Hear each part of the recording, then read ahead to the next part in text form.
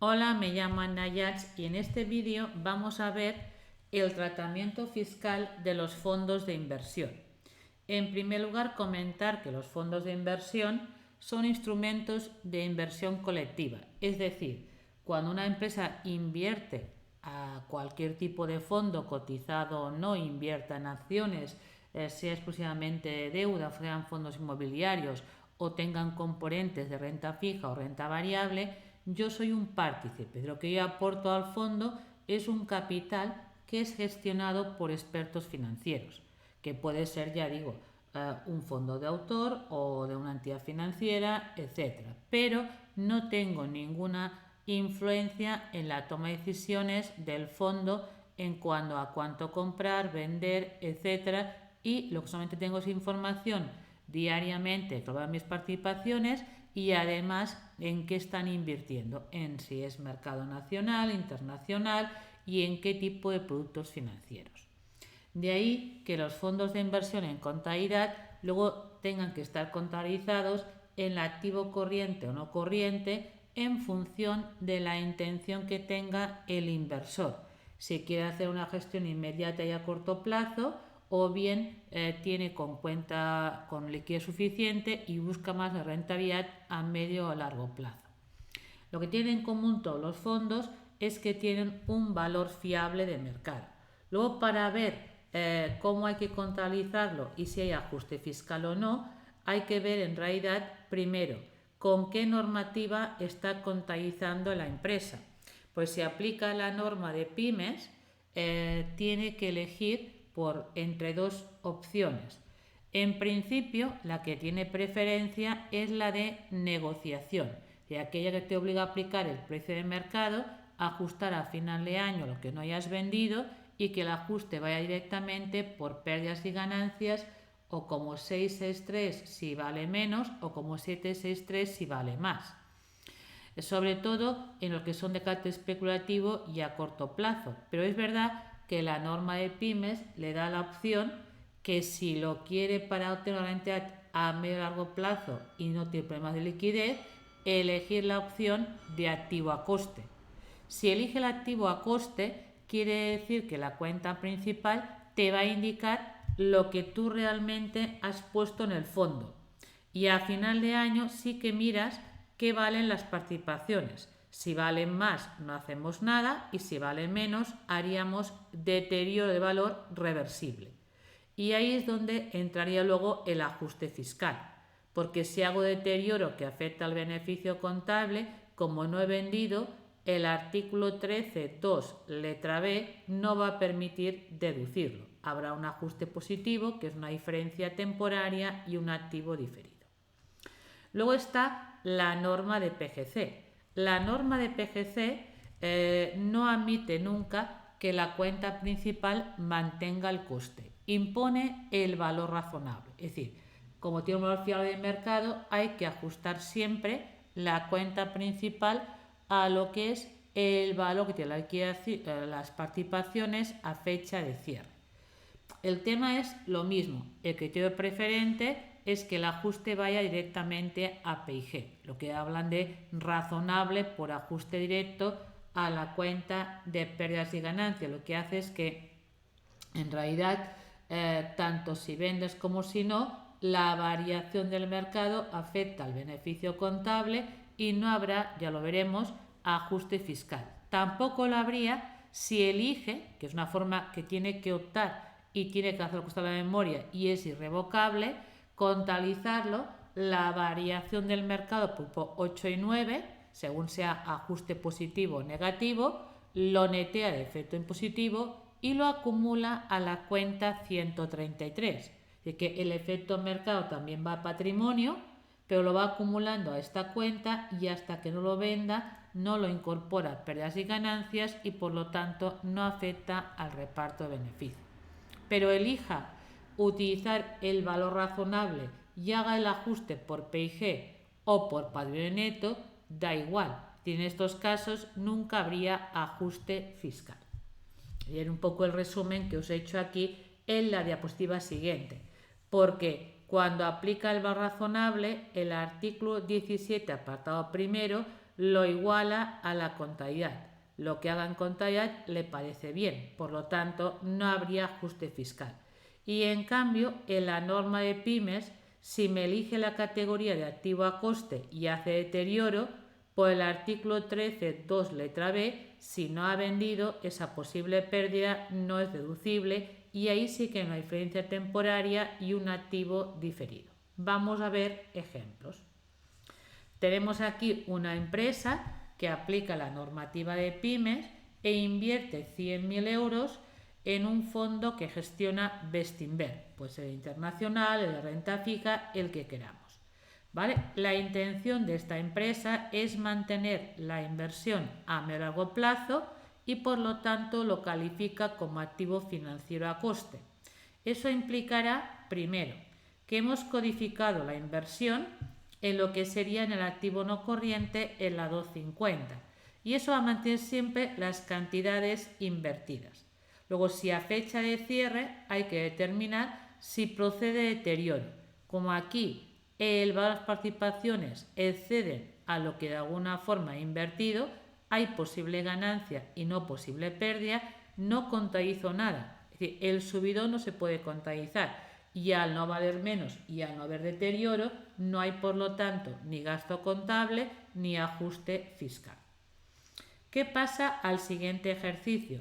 Mantengo el mismo invertido, 100.000 euros, pero ahora en este ejercicio, a fecha de cierre, el valor de las participaciones es inferior a lo que yo invertí. Hay una posible pérdida de 20.000 euros que la he de contabilizar. ¿En qué cuenta? Directamente a P&G con la 6963 como pérdida por deterioro y es reversible.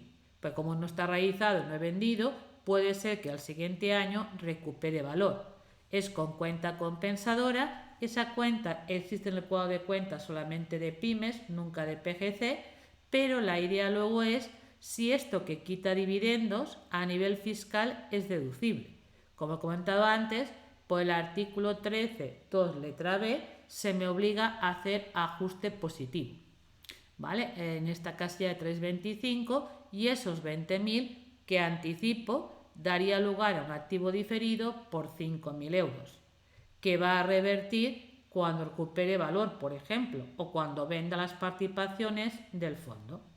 En este caso, el año que viene volvemos a ajustar. Yo tengo, en este caso que arrancábamos, que en la cuenta principal todavía tengo invertido los 100.000 euros, el año pasado tenía un deterioro de 20. Quedan por recuperar 80.000 euros. Si a fecha de cierre actual las participaciones del fondo valen 120, la idea es que ha recuperado 40.000 euros.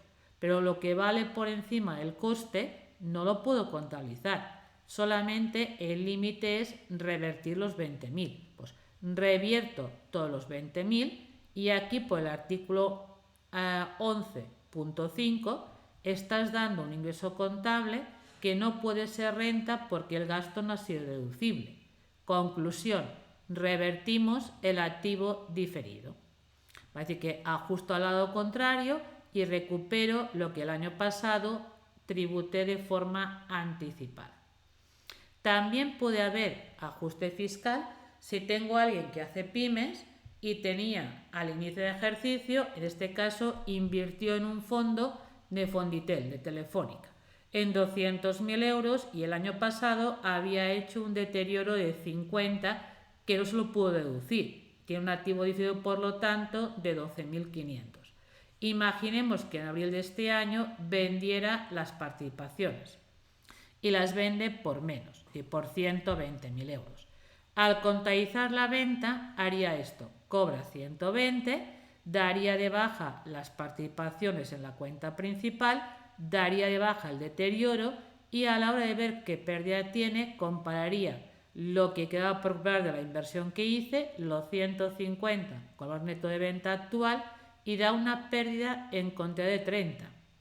Contablemente, al resultado contable de este año va a los 30.000, pero cuando haga la declaración fiscal he de acordarme que Hacienda me admite como pérdida comparando lo que cobro hoy con lo que yo invertí. Pues pierdo 80. Si pierdo 80 y solamente he cobrado 30, quedan por restar los 50.000, con lo cual voy a recuperar lo que el año pasado anticipé. Pero aquí la reversión es por el artículo 20. ¿Vale? Al vender, evidentemente, vas a poder recuperar aquel deterioro que en su momento no te admitió y cancelarías el activo diferido. Son los ejemplos que dentro del plan de pymes, si optamos por activo financiero a coste y hay deterioro, habrá que tener un ajuste fiscal y un activo diferido. En cambio, si vamos a ir a lo que sería ajuste directamente a valor razonable por PIG, utilice la norma de pymes o utilice la norma de PGC.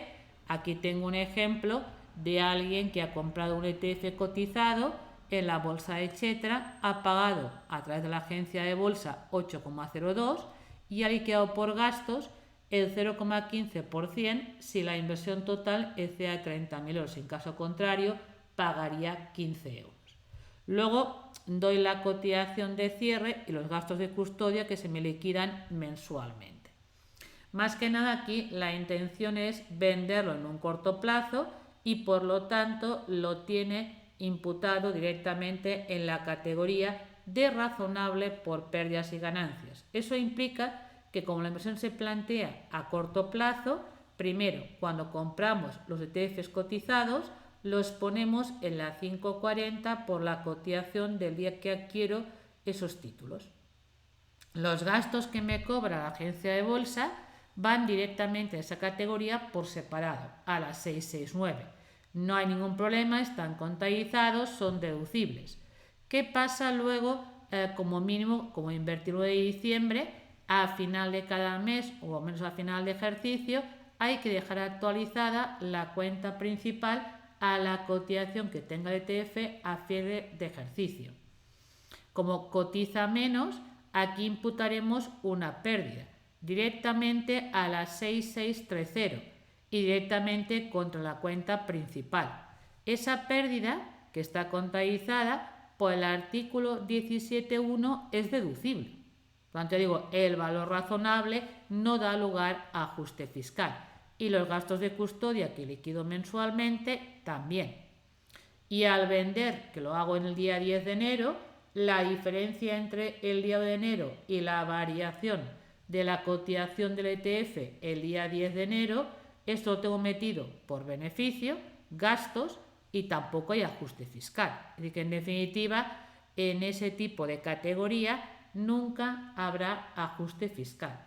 Tampoco lo habrá si elegimos, en definitiva, la categoría de patrimonio neto, de que aquí también puede darse en la gente de PGC, ¿vale?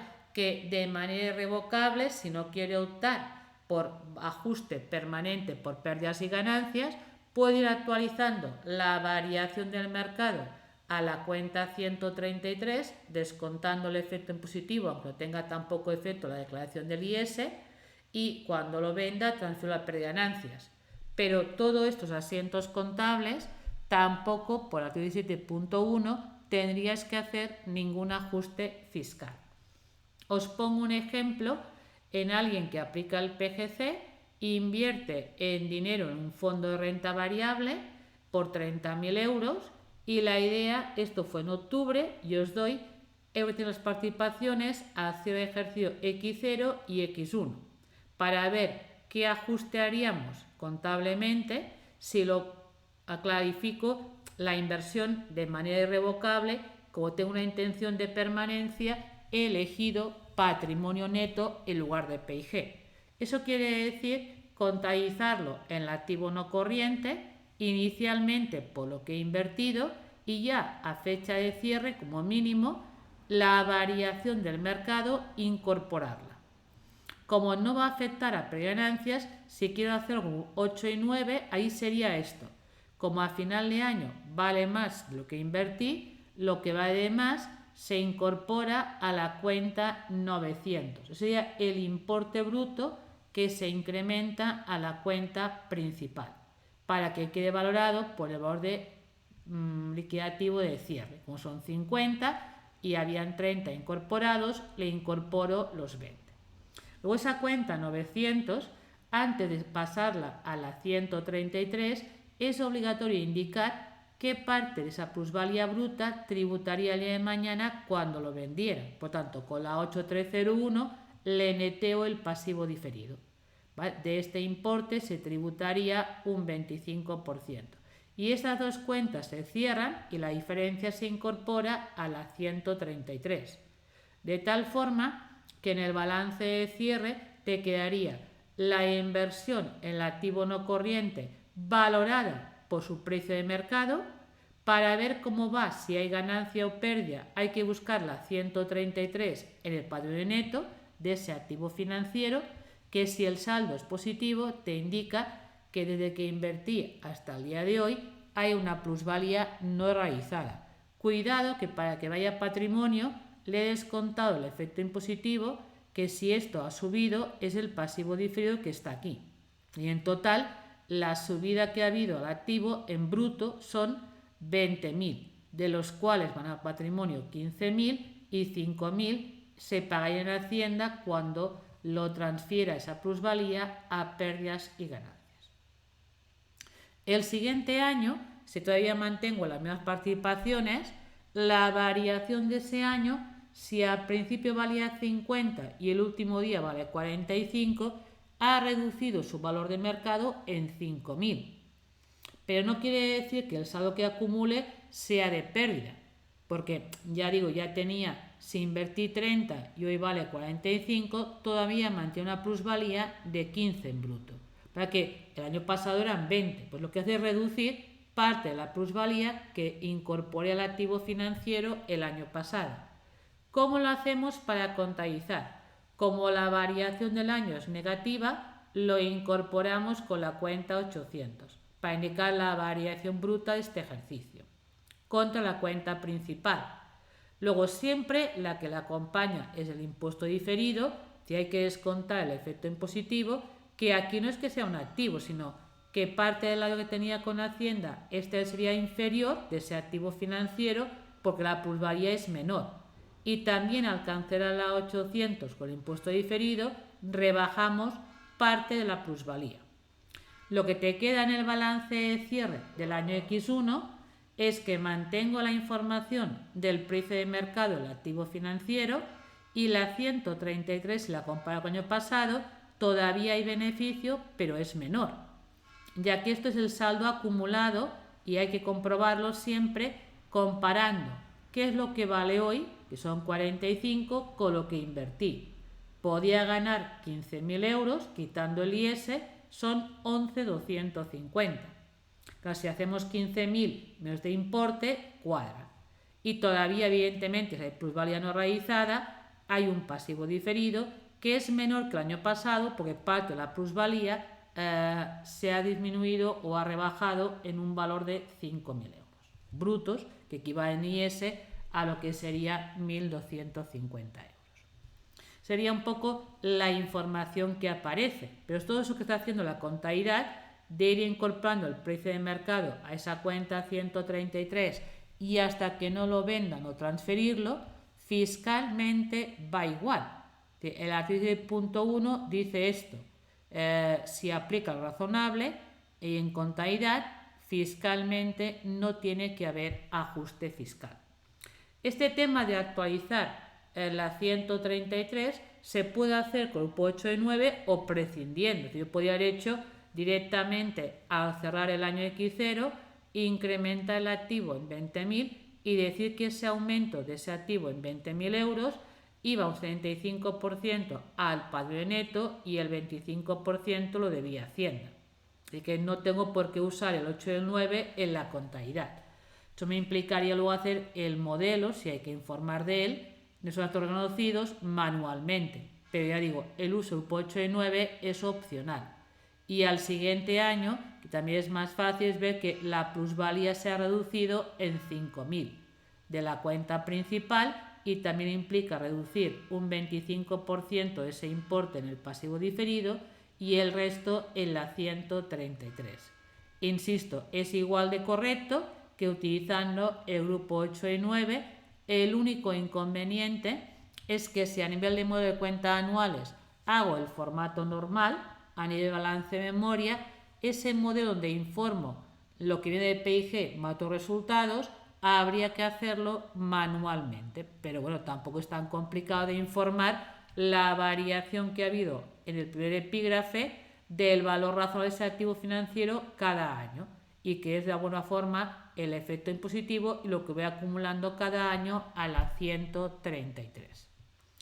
Insisto también en una cuestión, en que cuando hablamos de fondos de inversión, la calificación que le hagáis el año que invertís no la podéis cambiar. Debería liquidar las participaciones, volver a invertir los fondos para cambiar la clasificación. Y que si habéis optado por valor razonable, sea de PIG o patrimonio neto, no podéis intercambiar sin liquidar las participaciones. Igual si optáis por pymes en la categoría activo a coste. Es decir, no se admite ningún tipo de reclasificación de la inversión.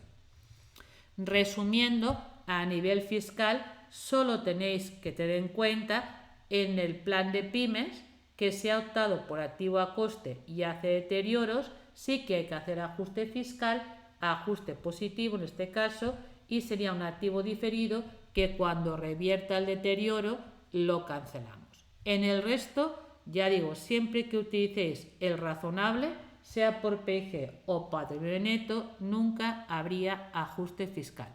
Hay que apoyarse en lo que define el artículo 7.1 de la Ley de Impuestos de Sociedades. Gracias por vuestra atención y espero veros en otros vídeos.